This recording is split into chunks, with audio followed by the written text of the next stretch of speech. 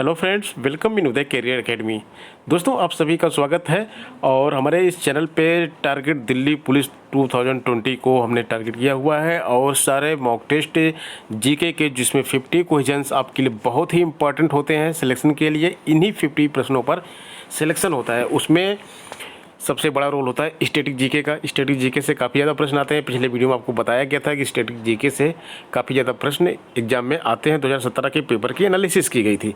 अब उस static GK में भी हिस्ट्री का बहुत इंपॉर्टेंट रोल होता है। हम 1000 प्रश्न की बात कर रहे थे, तो ये 1000 प्रश्न आपको मिलेंगे, जिसमें से हिस्ट्री के करीब 300 प्रश्न होंगे।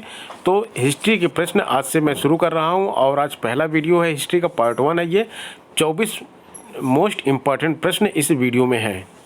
तो दोस्तों, शुरू करते हैं वीडियो। आप भी कमेंट बॉक्स में कमेंट करते रहिएगा क्योंकि ये लाइव चल रहा है वीडियो, और आप लास्ट में देख सकते हैं कि आपके कितने सही हुए।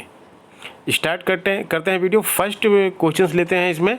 आज का जो पहला क्वेश्चन है वो है, प्रागैतिहासिक काल के अंतर्गत किन संस्कृतियों को रखा गया था। प्रागैतिहासिक काल में जो है पाषाण संस्कृतियों को रखा गया था। ऑप्शन सी यहाँ पे बिल्कुल सही है। और इसके बाद जो दूसरा प्रश्न है हमारा, मानव सभ्यता के विकास की प्रथम अवस्था कौन सी थी।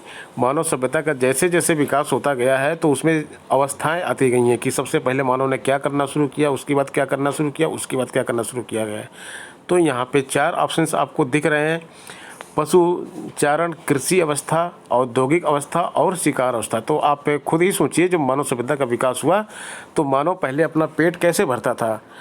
जानवरों का शिकार करके मानव अपना पेट भरता था, क्योंकि कृषि करना और पशु पालन करना उसको आता ही नहीं था। और औद्योगिक तो बहुत बात की बात है। तो सही उत्तर क्या हो जाएगा यहाँ पे? ऑप्शन बी यहाँ पे करेक्ट हो जाएगा। तो जो दोस्त बी पे क्लिक किए हैं, बी ऑप्शन बताए हैं, उनका बिल्कुल सही है। अगले प्रश्न पे आ जाते हैं। प्रागैतिहासिक काल में उपकरण एवं हथियार किससे बनाए जाते थे। तो ये भी बहुत ही इम्पोर्टेंट प्रश्न है। ये कई बार एग्जाम में पूछा जाता है, नोट कर लीजिए इसको। और इसमें जो सही उत्तर हो जाएगा इसका, ये है पत्थर। सबसे पहले शिकार करते थे। शिकार किससे करते थे? नुकीले पत्थरों से शिकार करते थे। नुकीले पत्थर का यूज करते थे, उसको फेंक के मारते थे, शिकार करते थे उससे, उनको धारदार बना लेते थे पत्थरों को, और वही उनके औजार हुआ करते थे। इसके बाद आगे बढ़ते हैं कि प्राचीन मानव ने सर्वप्रथम किस पशु को पालतू बनाया। तो सबसे पहले किस पशु को पालतू बनाया, ये एक प्रश्न है, बहुत ही इम्पॉर्टेंट प्रश्न है ये कई बार एग्जाम में आ चुका है। तो आपको इसमें से बताना है। तो सही उत्तर जो लोग ऑप्शन बी बता रहे हैं, कुत्ता, उनका ऑप्शन बिल्कुल सही है। अगले प्रश्न पे आते हैं।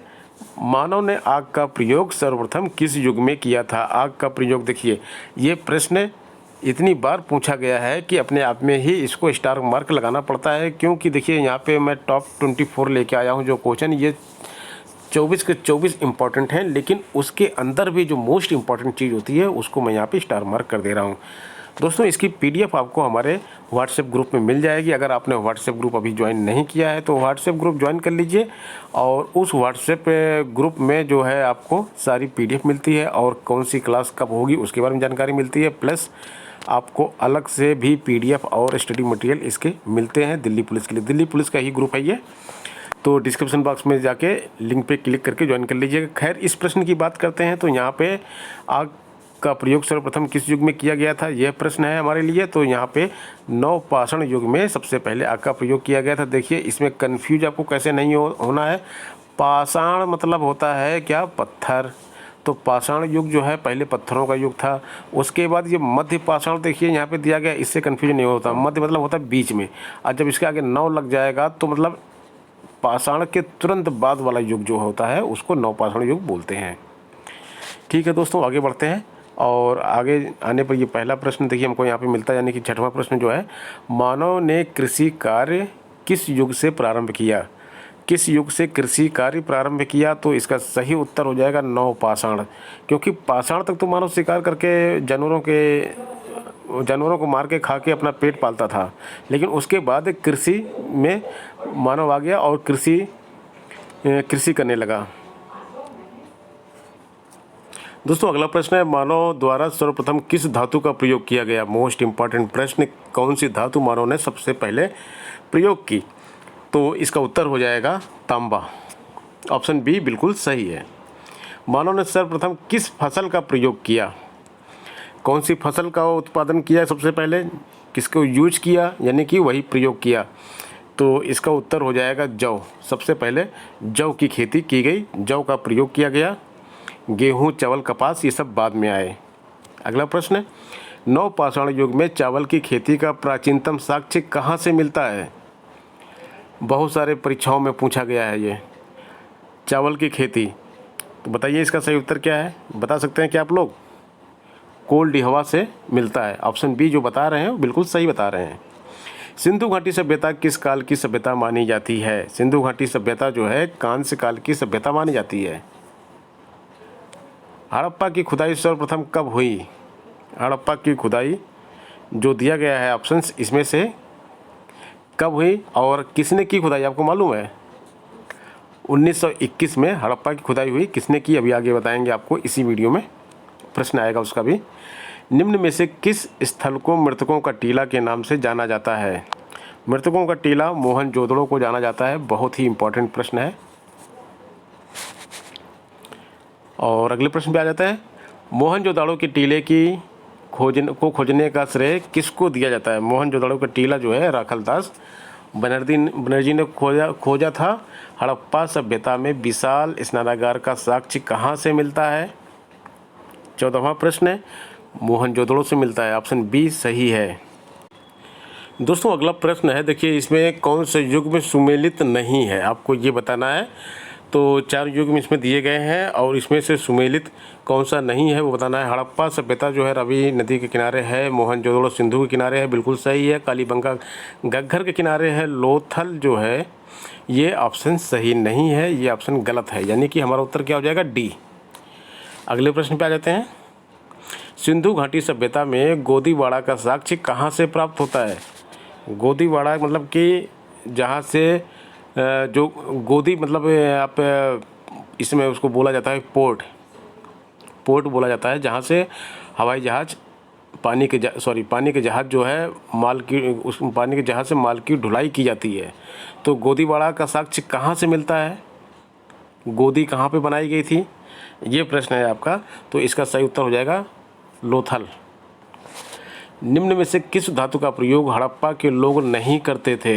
हड़प्पा के लोग जो है लोहा का प्रयोग नहीं करते थे। सोना, चांदी, कांसा का प्रयोग करते थे, लेकिन लोहा का प्रयोग हड़प्पा के लोग नहीं करते थे। अगला प्रश्न है, किस हड़प्पा सभ्यता स्थल से कांस्य नर्तकी की मूर्ति प्राप्त हुई? जो लोग पहले एक आध बार परीक्षा दे चुके होंगे किसी एग्जाम का, उनको मालूम होगा कि बहुत ही इम्पोर्टेंट प्रश्न है, वेरी वेरी इंपॉर्टेंट प्रश्न है। इसको भूलना नहीं है, इसको रटना है आपको। तो ये जो इम्पोर्टेंट प्रश्न है, ये कांस्य की नर्तकी की मूर्ति कहाँ से मिली थी? ये मोहनजोदड़ो से मिली थी। अगले प्रश्न पे आ जाते हैं, आर्य भारत में सबसे पहले कहाँ बसे? आर्य बाहर से आए थे, भारत के निवासी नहीं है आर्य। तो आर्य जब भारत में आए तो सबसे पहले कहाँ पर बसे, ये प्रश्न है। उत्तर है सप्त सिंधु प्रदेश। ऋग्वैदिक काल का सर्वाधिक महत्वपूर्ण देवता कौन है? तो ऋग्वैदिक में सबसे अधिक पूजा जो होती थी वो इंद्र की होती थी। इंद्र को सबसे ज़्यादा प्रसिद्ध देवता माना जाता था ऋग्वैदिक काल में। ऋग्वेद में उल्लेखित नदियों में सर्वाधिक पवित्र नदी किसको माना जाता था? तो जैसे आजकल पूछा जाए तो लोग गंगा नदी को पवित्र मानते हैं, लेकिन ऋग्वैदिक काल में जो नदियाँ थीं उसमें सबसे ज़्यादा पवित्र कौन सी नदी थी? सरस्वती नदी थी। ऋग्वैदिक आर्य किसकी पूजा करते थे? ऋग्वैदिक के जो आर्य थे वो जो प्रश्न है इसमें किसकी पूजा करते थे? वो प्रकृति की पूजा करते थे। प्रकृति को ही सब कुछ मानते थे कि प्रकृति के द्वारा ही हमें सारी चीज़ें मिलती हैं, इसके द्वारा ही संतुलन बना रहता है। तो प्रकृति की पूजा करते थे। और यहीं पर आप देख लीजिए, वैदिक काल में किसकी पूजा होती थी? मातृ की पूजा होती थी। माता की पूजा वैदिक काल में की जाती थी। ऋग्वेद के 10वें मंडल में निम्न में से किसका उल्लेख पहली बार मिलता है? 10वें मंडल में पहली बार किसका उल्लेख मिलता है? तो इस ऑप्शन का सही उत्तर है शूद्र का। तो ऋग्वैदिक काल से ही ये सारी चीज़ें शुरू हो गई थी, वर्ण विभाजन का काम, जहाँ पे शूद्र एक वर्ण बनाया गया था। अगला प्रश्न है, ये आज का लास्ट प्रश्न है, गायत्री मंत्र का उल्लेख किस वेद में है? तो ऋग्वेद में गायत्री मंत्र का उल्लेख है। मोस्ट इम्पॉर्टेंट प्रश्न है ये। तो दोस्तों आपने देखा होगा कि 24 प्रश्न जो मैंने कराए, 24 के 24 तो इम्पॉर्टेंट थे ही, लेकिन इस 24 में अगर आप देखेंगे तो 15 प्रश्न ऐसे हैं जो कई बार परीक्षाओं में पूछे गए हैं, अनगिनत बार परीक्षाओं में पूछे हैं। आप आगे भी परीक्षा देंगे, अभी दिल्ली पुलिस दे रहे हैं, तो आपको याद रहेगी मेरी ये बातें कि ये प्रश्न कई बार परीक्षाओं में पूछे गए हैं। अब जो दे चुके हैं परीक्षाएं उनको तो आइडिया लग गया होगा कि ये सारे प्रश्न पूछे जाते हैं। तो ये वीडियो आपके बहुत ही काम का है। डेली वीडियो आएगा हमारे चैनल पे, और जीके के 50 क्वेश्चन पूरे हम कवर करेंगे। इसके बाद रीजनिंग की भी कोशिश करेंगे, रीजनिंग के ऊपर भी वीडियो बनाएं। तो आपने अगर तक ग्रुप ज्वाइन नहीं किया तो ग्रुप ज्वाइन कर लें, बाकी चैनल को सब्सक्राइब कर दें, वीडियो को लाइक कर दें और शेयर कर दें अपने दोस्तों के साथ। जो आपके ग्रुप हैं वहाँ शेयर कर दें, जिससे कि सभी लोगों के पास तक ये चीज़ पहुँच सके। तो दोस्तों मिलते हैं नेक्स्ट वीडियो में एक नए मॉक टेस्ट के साथ, एक नए प्रैक्टिस सेट के साथ। धन्यवाद।